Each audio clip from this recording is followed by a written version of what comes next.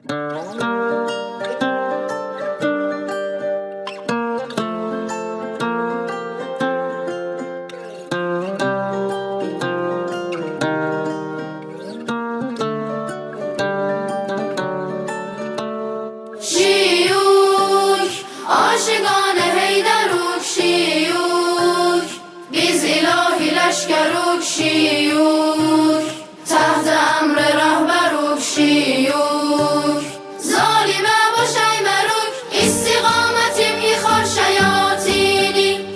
bir دیگه بتون جهاندا مشهورم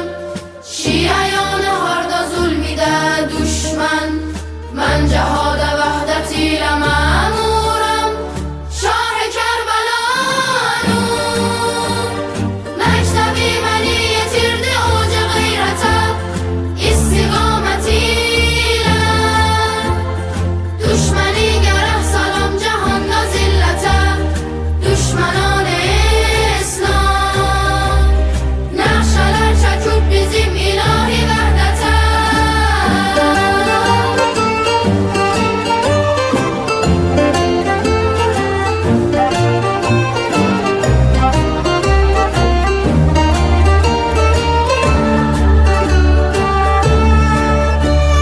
دشمنی گویمارم نفس چکه جنگلو لحظه بیامولو آن دولا رهبر شهیدی من دزمرم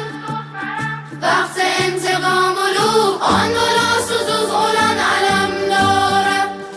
آن دولا گلlara دیوب یاره cibhelerde afsada eğer ganim düşmenin gerek günün edem gare çare Kerbelanu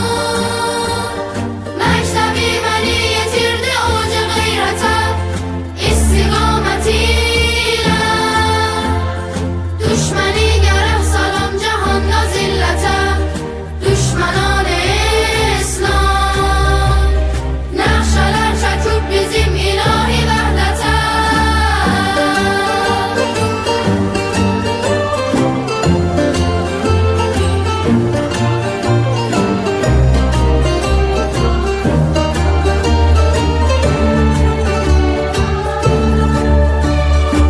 Sahyonist istemir bu vehdeti bilmeyip Şiyanın bu ümmeti farsara